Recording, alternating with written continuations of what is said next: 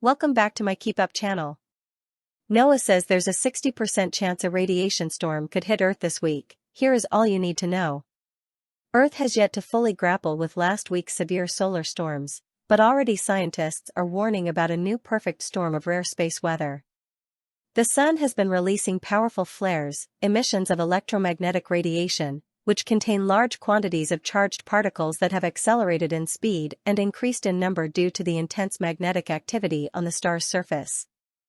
And now the National Oceanic and Atmospheric Administration, NOAA, shows a 60% chance of a solar radiation storm starting tomorrow with a lower possibility on Wednesday as well. The particles can interact with our planet's magnetic field and atmosphere, causing disruptions to satellite communications, as well as radiation hazards for astronauts in space and interference with power grids.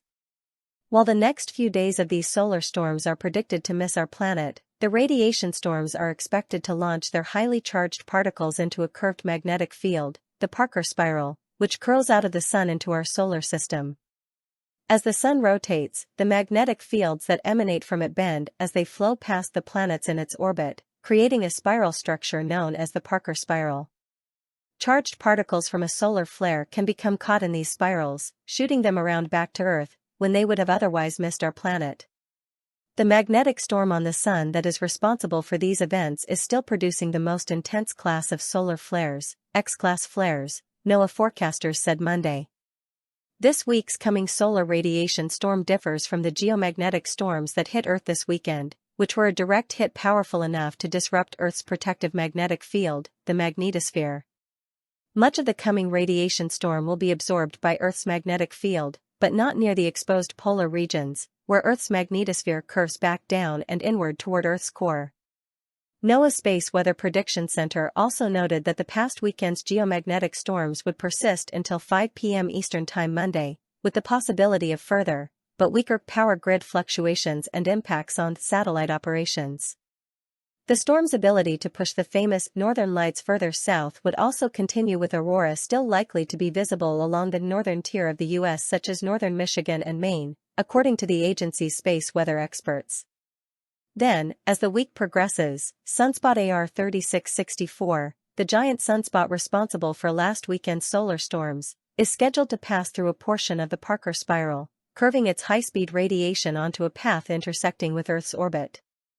Sunspot AR 3664, a dark patch of the Sun's surface with a magnetic field about 2,500 times stronger than Earth's own, is one of the largest sunspots observed in decades. The dense magnetic event is as long as 15 Earths and capable of producing solar storms on par with the 1859 Carrington event, which set telegraph stations and wires on fire, cut communications worldwide, and disrupted ships' compasses.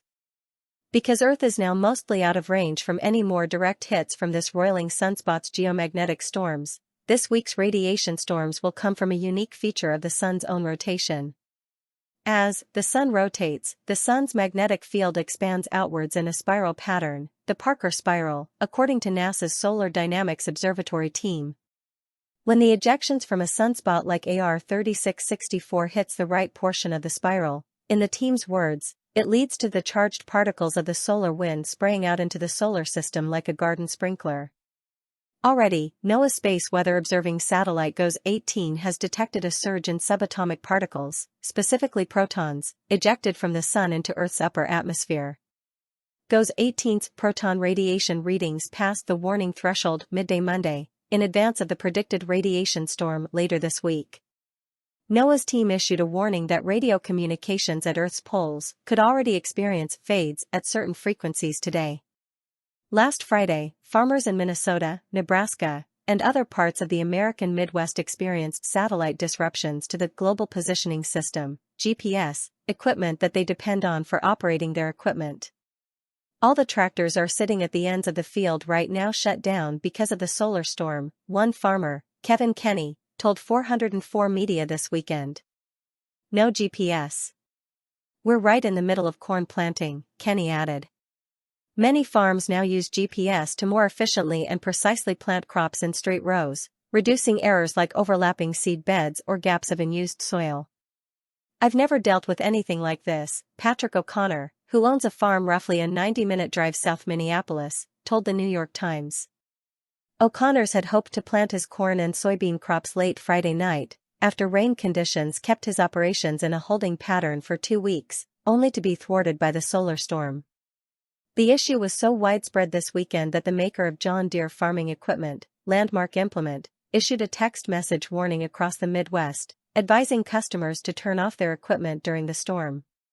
While the company reported that its agricultural GPS systems had been extremely compromised due to the storm, they also voiced their opinion that the event was a rare one. "We are in search of a tool to help predict this in the future so that we can attempt to give our customers an alert that this issue may be coming," the company said in a statement. "We do believe this is a historic event and it isn't something that we are going to have to continue to battle frequently." Source: dailymail.co.uk. Please like, share, and subscribe. Thank you for watching.